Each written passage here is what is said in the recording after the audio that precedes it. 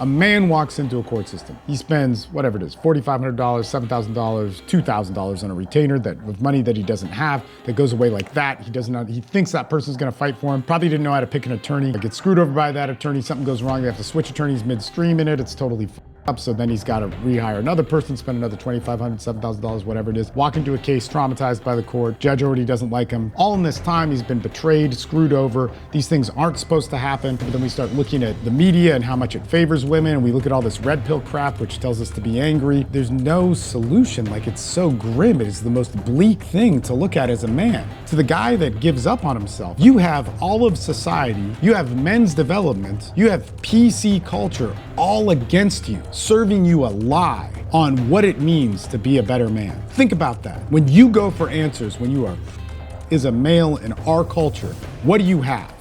It wasn't that toxic masculinity taught men to not talk. It wasn't any of that. It was that we have a culture that did not listen to men in pain. If there is a patriarchy that was so evil that it destroyed women and it had to be corrected with feminism, but we have a generation that allows us to hate men. Men could be the scapegoat of our society. So if we're gonna call hating women, meaning that we judge them, we objectify them, we don't care about them, we make less laws for them, we see them as expendable in society, what do you think we've done for men? Anytime a man complains, he is expendable in the society. Anytime a man complains, he is told to get over it. He is diminished. His problem is compared to women. He is not somebody that is seen with a legitimate problem. We do have male anger in our culture now. We have tremendous amounts of male anger. But why are men angry? Is it because of the patriarchy? The reason why men are angry, the men that I deal with on a day-to-day basis, why they're pissed off is because they've been screwed over and they've been silenced. And they're trying to do what people are supposed to do, whether that's being fathers or that's being somebody that's trying to emote more, or trying to somebody that's to fix a situation. Man, you know, they just want the job to be a dad and it's cut out from them. All right, welcome. All right, guys, so this is a TikTok live that I recorded on November 10th, 2024, and this one, it gets pretty heated. That was a pretty long introduction. And believe it or not, there were like 5 minutes of highlights in this one alone. But here's the thing in this TikTok was made to discuss stuff about divorce and custody and men's development. In that, I field a lot of different questions in it and you get carried away in different areas. So because of that, there are show notes of the timestamps where you can jump to. So really, if you're watching this on YouTube, which is the way to watch it, go down there, go down to the show notes, look at the different timestamps and jump to what seems to be relevant to you. Also, this is super important. If you're a fan of my channel, you like the different information that's out there, please like, subscribe, comment, and do all three of those things if you can. Man, it really helps out a lot. YouTube, social media, TikTok, Instagram, all these different things are uphill battles and it is exhausting. I am a content creator. I'm very good with cameras and all that sort of stuff, but I'm a better coach and I would rather do it. In fact, I coach 50 to 60 hours every single week. And so doing extra content that's for free, like on YouTube or TikTok, like these live streams, I need the algorithms to like me. Subscribe to my Instagram, subscribe to my TikTok, subscribe to my YouTube, share the things that are more shareable, like there's more sound bites on TikTok, there's more sound bites that are going to be on Instagram.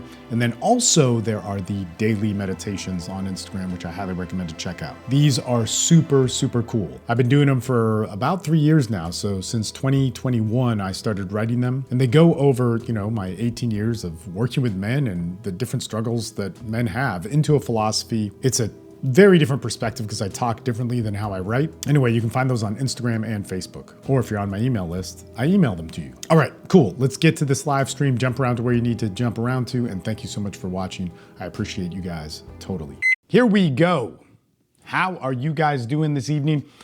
It's Sunday evening. I'm in Austin, Texas. It is, I believe, 6 p.m. Just got done with shooting an interview with Josh Davis. He's our legal assistant in my groups, and we do calls on Fridays and Saturdays with him that are really, really powerful. And we got through our Sunday calls today, and actually there's another call starting right now that I don't run, so I could be here with you guys.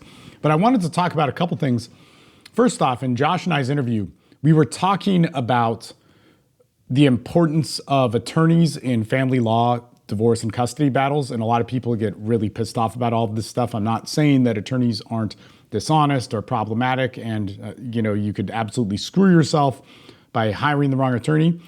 Part of the reason for why we made the videos that we're making is so that we can We didn't have any money when we started. We didn't have any resources. There was only a bunch of bad information online. So we're trying to make good information online that moms and dads, that anybody who's losing their kids can go to actually look at, what do I need to do in this? And in a lot of situations, you probably do need an attorney. You can do a lot of stuff yourself, but you want other people, you want an expert, somebody who understands the judge and the statutes and all that sort of stuff to go into it. So Josh and I just recorded an interview on that. But in addition to all of that, some other stuff came up in the interview of how hard is this? And especially for fathers, it's hard for any parent that can't see their kids. I just want to make that clear. But for myself as a dad, and if you know my story, I lost my kids. Everybody wants a happy ending. I came back to win it and all that sort of stuff. But there was 8 years where I didn't come back to win it. There was 8 years where I could have given up in so many ways on my life. And in those 8 years of not being able to see my kids, being falsely accused as a felon, as a criminal, going to jail for it, all these different things, there are so many ways where you can give up as a parent. You can give up on yourself. And when you give up on yourself and you lose your perspective on your place in society, your power in society, who you are as a person, how to make money, how to work, all these different things, you can completely fail. Like, it is very easy, very easy. And I want to make this clear because I'm around a lot of men's stuff, and I've always been around a lot of men's stuff. I'm around a lot of fighters. I've, trained MMA before it was cool. And I don't so much now because I'm just too old and all that sort of stuff. And I hear all these guys talk about what it's like to be tough, and it used to piss me off. It still pisses me off. I'd hear these dudes, I've worked out in Austin for a while. Tim Kennedy would make an appearance, and some of the U.S. Rangers would come in, and all these badass. They talk about what it means to be tough, what it means to be a badass. Nothing against Tim. Tim is, this is kind of a funny thing. Like, Tim in jiu-jitsu is unbeatable for me, and he's much better in all these different ways. But then guys in the UFC who have beat him, like Kelvin Gastelum, who's amazing, is somebody that it's like, I might have a chance, but man. So it's pretty nuts. Like, so no disrespect towards him, no disrespect towards any of these people. And I don't think he's meaning that by any means, but man, when you go through the pain of not being able to see your kids, when you go through the pain of being viewed as an abuser when you're not, that's a hard thing to recover from. That is something that is impossible.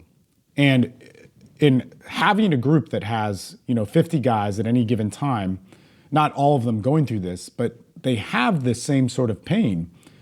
It's a daily thing that man needs to be reminded on reasons to live. Because if you go through the checklist of society, it's not there. If you go through the checklist of why you should get up, you should go to work, you should take care of yourself, you should comb your hair, you should look your best, you should go and present who you are, learn to speak with pride and confidence, learn to better yourself as a man, learn to better yourself as any sort of parent, you have no reasons for that, because as soon as you step outside of the door, as soon as you turn reality on, as soon as you look at your phone, you have messages from a baby mama harassing you. You have messages from friends. You go on your Facebook or whatever it is, your social media, and people have unfriended you because you are a child abuser. And okay, they were lied to, but they take on this role. This is crazy. And in my case, when it eventually got reversed, nobody cared. The damage was done. Let's say I hung out with 100 people in my social circle at that time, or had them in 2012. 100 of them were gone, and I had to find new ones. And 8 years later, when the knock on the door comes and says, like, hey guys, remember what happens? It was all made up, or it was something that was exaggerated and admitted to be wrong and not true. None of those people cared. It was like, oh, well, I'm sorry you went through that. See, it's an interesting thing when we get into the tragedies of custody, and when we get into the tragedies of what, men go through in divorce, women go through in divorce. And, I'm just going to be transparent with you. I don't have any products for women. If you wanted to hire me, straight up, it's the more expensive way to work with me by all means. If you join my groups, it's much more affordable. But my heart goes out to all of you. But I coach men. And I hate that this happens to everybody. It's so important that we realize how damaging this is. You know, back to this thing of stepping outside with nothing to live for, it's huge. It is huge. The fact that we allow this to happen and it's somehow okay is just deplorable. I mean, man, when I talk to the guys on my calls, when I talked to him today, when I talked to him yesterday, when I talked to him Friday, when I talked to him Thursday, when they came to my house for the meetup on Monday, sometimes I look at them and I talk to them. I say, hey, man, you know, I get it. I get it that PTSD, I get it that unaliving yourself. I get it that all these things are normal in your situation, but they are abnormal and they are mentally unhealthy. And we got to do something about it. If that means I sit next to you and whatever, cool. You know, I may not have the magic touch to make it all, I won't, but I can sit next to you. I can guide you through it. I can tell you what I did, all this different stuff. But I sit there and I think like, how the fuck did I do this? How did I make it out alive? And when I hear those guys talk about the alpha male stuff, they talk about like what it means to be a man. You got to power through. You got to be tough. Man, I'm pretty fucking tough. I mean, there's tougher people, no doubt, no doubt. I don't know anybody who wants to be so tough that they would welcome that, because it will fucking kill you. And it's about your kids. And because it's about your kids, maybe it should affect you that much. And so I just want to really put out there, look, I've spent the last year making videos on TikTok, and TikTok's been very good for me, and pumping people to join my group. You know, I have a business. I've had a business for 18 years on this. My groups are pretty full right now. And of course, if there's openings in my groups, you can join my groups. By all means, it'll be the best money you spend in your divorce and custody case if you're good with working with groups and you like my advice so far. I can almost guarantee it will be one of the best things you can do for yourself. But if you can't, what can I do to help the guy out there that's suffering, or the mom out there that's suffering? It's brutal. It is so brutal, so effed up what people go through, and nobody really cares. I am going to look at some questions here on this TikTok Live. I gave up on myself a long time ago. Man, look, if you give up on yourself as a man, and we talk about this a lot in our groups, you know, if you got to work hard and you quit, that's one thing. But if you go into a court system, and let's talk about this.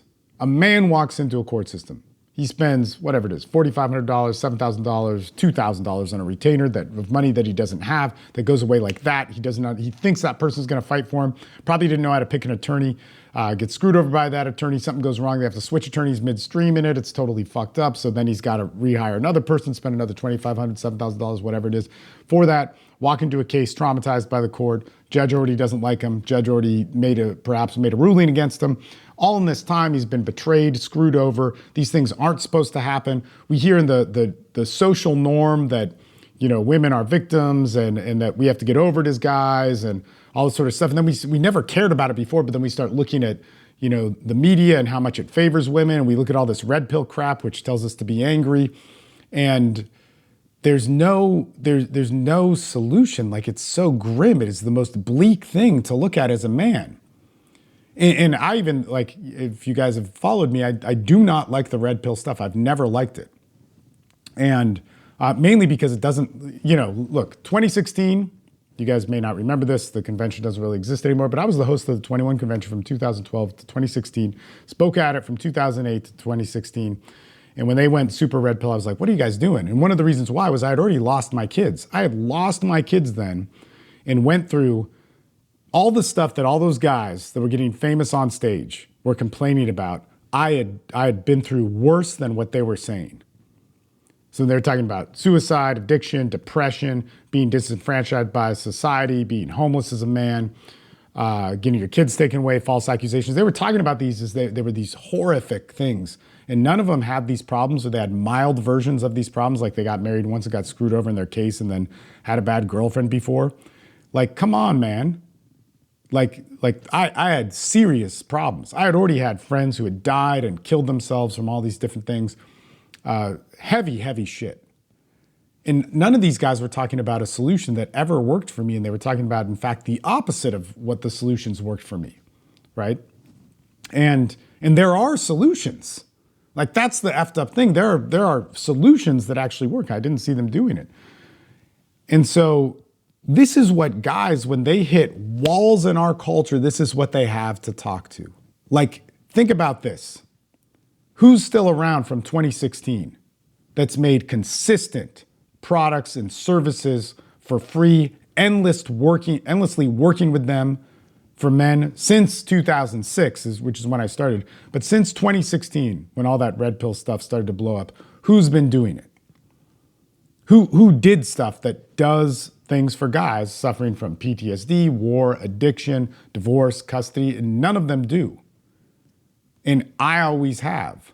And yet I was blacklisted from them because I disagreed with it. I was cut out. So the person who actually helped men, they denied because of their stupid fucking ego shit of what, they wanted to be famous for.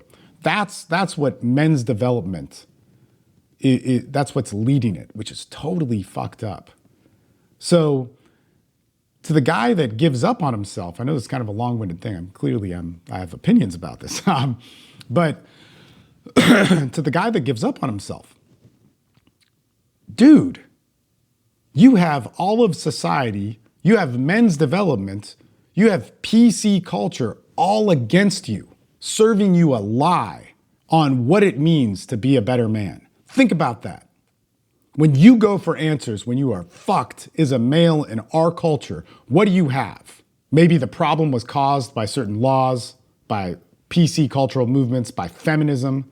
But when you look to the men who are supposed to help you, what, you're supposed to do steroids, you're supposed to get money, sex, power, status, and then you're good and you have a confident smile, you get a bunch of fake shit to look good. No, that shit's not gonna help you. And it never has. And so when that lets you down, when men let men down, when we as men serve a false answer for men on getting better, what do you think happens? We create terrorists. We create men that give up. We create men that either disappear in our society or get really loud about hating our society. But all of them, it wasn't that toxic masculinity taught men to not talk. It wasn't any of that. It was that we have a culture that did not listen to men in pain. Do you think that when anybody is hurt, man, woman, or child is hurt, do you think when anybody is victimized in our culture, it's their responsibility to learn how to talk to somebody? Is that how we build a society? I believe the answer is that in our society, we need to have better ways to talk to them, and men don't have any of that. And another thing that I'll say about this is, it's kind of an interesting thought. There's a lot of different stuff that obviously I've been doing, or maybe not obviously, but I've done this job for a long time. I've worked with people for a long time. I see men get better, get worse, move all around, all over the map of all of men's development. And if there is a patriarchy that was so evil that it destroyed women and it had to be corrected with feminism, which I agree. Man, when you look at women all over the world, man, I don't want to go back to the 1950s. No. But those men doing that weren't pissed off. They may not have even been pissed off. They may not have even known what they were doing. They didn't know what they were doing in terms of harm. Maybe they did, maybe they didn't. But I'll tell you what happens now. Here's what happens now. With the men now, we have 2, 3, 4 generations, however many can fit in since 1970, of men that have been raised by single moms, women that have been raised by single moms. And single moms are great, man. It's hard. It's a difficult thing. It's crazy. It's totally screwed up, all that sort of stuff. But we have a generation that allows us to hate men. Men can be the scapegoat of our society. We have 3 or 4 generations that are allowed to hate men. And when we look at this, if we're going to call hating women, meaning that we judge them, we objectify them, we don't care about them, we make less laws for them, we see them as expendable in society, what do you think we've done for men? Anytime a man complains, he is expendable in the society. Anytime a man complains, he is told to get over it. He is diminished. His problem is compared to women. He is not somebody that is seen with a legitimate problem. Or if it is, it's a problem that's seen that could be solved by somebody else. It's such a sad thing. And so when we have anger, we do have male anger in our culture now. We have tremendous amounts of male anger. But why are men angry? Is it because of the patriarchy? No. There could be residual from that. You really have to be smart about it. You can't just snap blame people for it. The reason why men are angry, the men that I deal with on a day-to-day basis, why they're pissed off is because they've been screwed over and they've been silenced. And they're trying to do what people are supposed to do, whether that's being fathers or that's being, somebody that's trying to emote more. There's trying to somebody that's to fix a situation. Man, they just want the fucking job to be a dad, and it's cut out from them. And so when you think about that, when we deal with the male anger in general in our culture, it's not because men didn't learn how to feel and we need to correct that and they need to go to do kumbaya and open their hearts and all that sort of stuff. And if anybody who knows me personally, man, I love that stuff. I love it. But to not look at men, anytime I'm pissed off at somebody, it's, Steve, you're guarded. You're protecting yourself. Thanks. It's like if I see a woman wearing a dress or scantily clad, oh, well, she's just projecting because she didn't get enough love from her father. Is that the thing to say? That's a horrible thing to say to somebody. In the lack of awareness and knowledge of masculinity, to correct the force of nature, which masculinity and femininity are forces of nature, if we want to fix those things, we don't take them away and redesign them. We let nature be nature. We let nature fix itself. Nature does not need us to clean it. Nature needs to be left alone. And the answer and the beauty to masculinity isn't the sacredness of our political culture changing it in some way. The beauty of masculinity and as well as femininity is going to come from what we learn from being allowed to be it. And I get it. We live in a cultural distortion. It's crazy. We're outside of our evolution, all that sort of stuff. But how can we be it? How can we respect the man? How can we start letting dads who want to be dads? Isn't that crazy? Crazy. Man, well, I got a little carried away on that one. Thank you for all the people on the live stream who stayed for that. We've gotten a little bit off topic, but that's good. Okay, so 4.5 years separated. I understand, man, big time. God, there's so many different things in here. Do you recommend going to men outside of the U.S. suffering from parental alienation, zero contact? Do you recommend? Okay, do I recommend for a group of men outside the U.S.? Well, look, my group's international. In fact, a lot of us live internationally. I live part-time internationally. It's a huge thing that I don't talk about a lot. As I start doing more things that are open to the public, we'll probably talk about that more. Groups outside the U.S., look, a lot of the stuff that I would say is you need a face-to-face group. This is really important. So it would be good to find that. And you need a group that is virtual because they're so easy. Why not? But a virtual group doesn't do the same as a face-to-face group. If I can get FaceTime with somebody, it's the best. It's the good stuff. And the other thing that I would say to that too is when we get into expat communities, I'm not sure if that's your situation, but expats is a big thing because I think it's, my friend Tom, he lives in Costa Rica. He's I'm a little bit under the weather. He's been an expat for maybe 15 years, something like this. And I remember when he moved. I remember when he moved from Austin. And especially once I got divorced, I started hanging out with him more in Costa Rica. And he told me being an expat is the most American thing you could do. So this may not speak to you because being an American from his point of view, okay, this is his point of view, it's not everybody's and whatever, was that it was to be independent, it was to be free, and it was to get the furthest away from power. And so what he wanted to do was do all these different things. And also he wanted to be around a high density of people who were wealthy. Like he said, if he was in Austin and he wanted to be around very wealthy people and to learn how to be wealthy, it was hard to do. But in Costa Rica, it was a lot easier. I wouldn't say it would be the easiest thing, but it was so much easier. It'd be, oh, you're an American, you're American, oh man, no, let's talk. And that's one of those things that you can find. The problem is that most expats that leave the country, there's something wrong with them and they don't address it. meaning that they leave the United States in order to get away from something they can't resolve. Kind of like, the court systems, there's all this stuff to give up on. So they find an area where they can have the life that they want.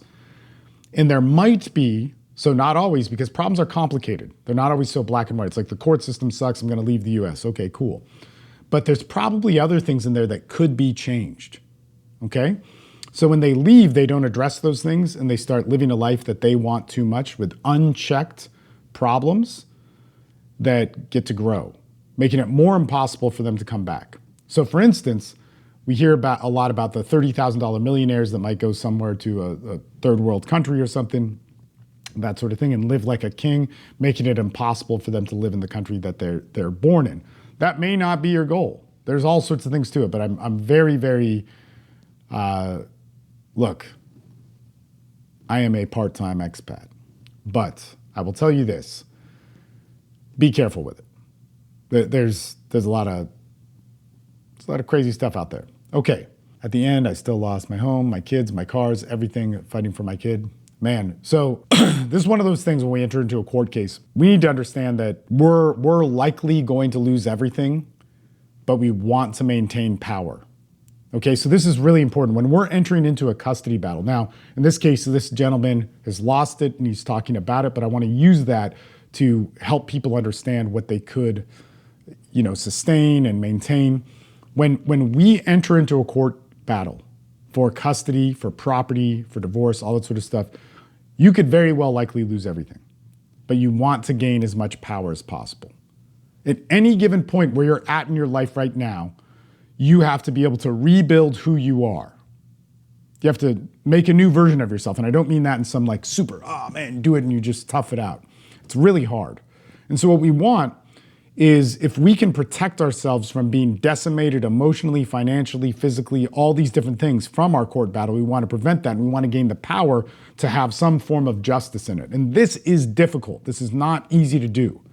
You have to start understanding the law. You have to understand the pace of the law. You have to understand how long it works. You have to understand the psychological game of an 18-month case and all this sort of different stuff. You have to understand all of those things and try and empower yourself as a man so you don't fail in crazy ways.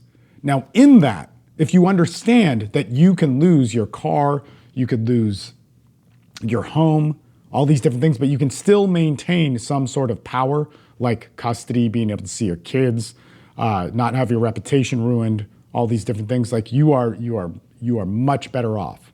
It's a really important thing to understand that when we are entering into a custody battle or a divorce, how this all works so that we can have, in the end game, the best possible stuff to win it. The most important thing in a custody battle is your mentality. But in order for your mentality to be saved, the mentality that's going to rebuild you, the mentality that's going to save you, the mentality that's going to raise your kids, the mentality that's going to have you come from something of complete loss to something better, that mentality is going to be best served by you winning your initial court cases. And I've done both. Meaning in 2012, I got my ass handed to me, 2008 to 2010, all these, I got my ass kicked in the court system. But I was still able to not lose my mentality, and it was much harder. 2019, man, dominated and maintained my mentality. It was a lot easier to do it from winning in your court case. So there's a whole bunch to it. Stuff's gonna change, man, it sucks.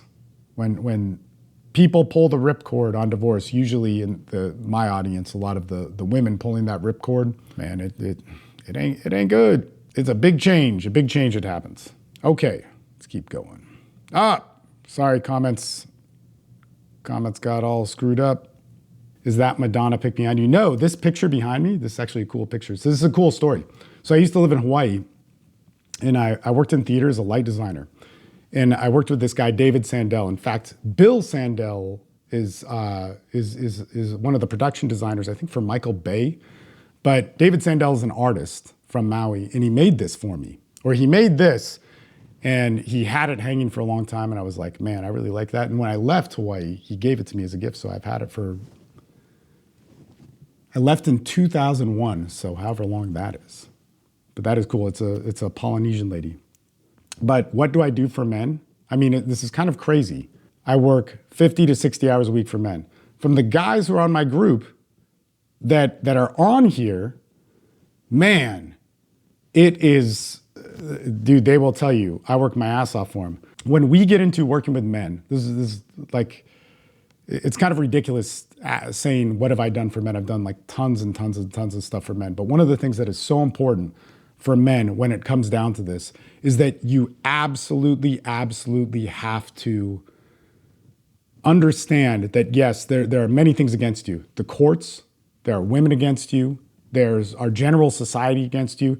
There's people not answering anything for men. And there's not a lot of solutions. And when we look at this, what do we need to look towards? And I'm pretty passionate about this. I would say look towards the older models in society, things like religions, things like older philosophies. If we look at things like Plotinus or, everybody loves Stoicism and all this sort of stuff. If you look at those things and how men shaped themselves out of different problems and the wisdom that came from it, they dealt with the same BS of our culture or of their culture, a culture that didn't care, that didn't listen. And it may have been better than it is now. And we have different problems and problems that are more unique.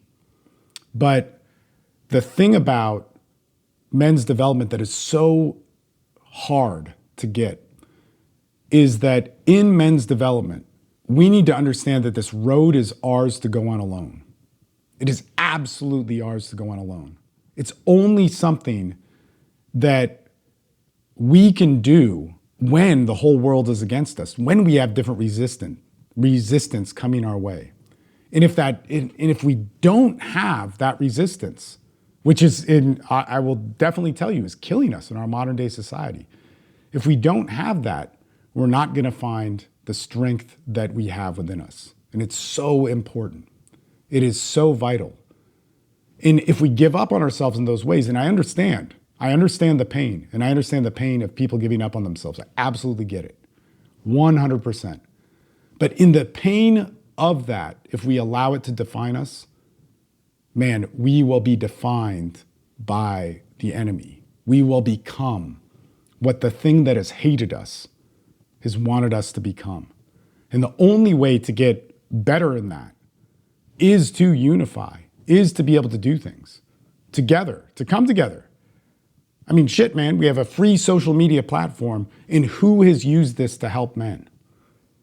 What I see is men learning how to gossip and talk a lot of shit. But who is using it on ways to help men? Who is using it to come together in different ways? And we can, man. There's massive problems in our world that I deal with every single fucking day, man. All those things could be solved by people coming together in those right ways. In any case, guys, I'm gonna get off on this. I'll probably do 3 or 4 different more live streams this week at different random times. We have calls that are 6 days a week. So tomorrow we will have a meetup at my house in Austin for members of the group.